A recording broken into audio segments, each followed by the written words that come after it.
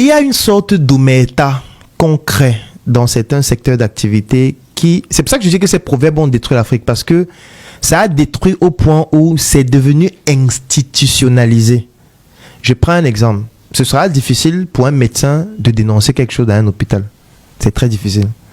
Tu vois, parce que dans la charte, dans la déontologie médicale, dans l'éthique, on lui dit que non, tu ne peux pas parler de ton collègue d'une certaine façon. Tu ne dois pas dire un certain nombre de choses qui vont attaquer un certain nombre de ceci. Sauf que parfois, ce sont des choses qui sont en train de détruire les gens, qui sont en train de tuer des gens. Moi, un jour, j'ai été convoqué au Conseil de discipline de l'Ordre national des médecins du Cameroun par rapport à une vidéo que j'ai publiée sur Facebook. Et j'étais en train de parler à des patients en leur disant, prenez des précautions. Je ne citais aucun nom, je ne citais aucun hôpital et tout ça, mais on m'a convoqué au conseil de discipline pour dire que pourquoi tu dis ça. On m'a montré la vidéo, machin et tout ça, me blâmer et tout, faire tout ce qu'on peut imaginer. Donc du coup, moi comme je ne suis pas un salarié, tu vois, personne ne me paye à la fin du mois. Donc il peut dire ce qu'il veut. Tu vois, moi au moins, il m'en fout. Mais les autres, ils ne s'en foutent pas, parce que si tu dis ça, mon frère, on peut t'enlever ton matricule. Si tu dis ça, on peut t'affecter à la frontière, où tu n'auras pour matériel de travail qu'une seringue, alors que tu es un neurochirurgien. Donc, du coup, chacun reste là et ne dit rien. Donc, tu vois que c'est devenu institutionnalisé, au point où les gens ont vraiment peur, parce que risquant leur carrière.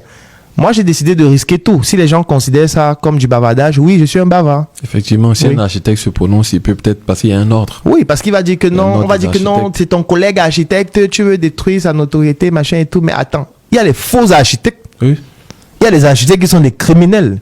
Il y a les ingénieurs de génie civil qui sont idiots, qui font des mauvais plans de calcul. Le dernier immeuble, c'est votre voisin. Hein. L'immeuble a disparu.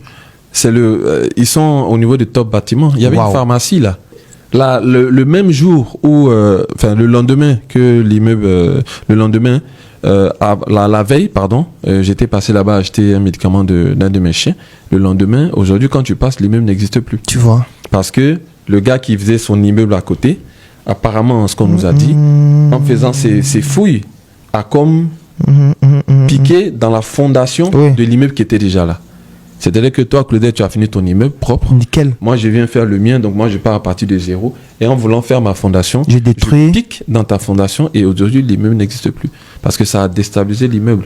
L'immeuble était carrément penché et il était même couché, l'immeuble était couché sur la pharmacie. Wow. Parce que la pharmacie était sur le côté. Tu vois. Et donc, si quelqu'un vient dénoncer ça, il dénonce le travail de l'autre. Donc, bon, moi, je peux pas comprendre en tout cas. Je peux pas comprendre qu'on puisse se taire face à ces gens de...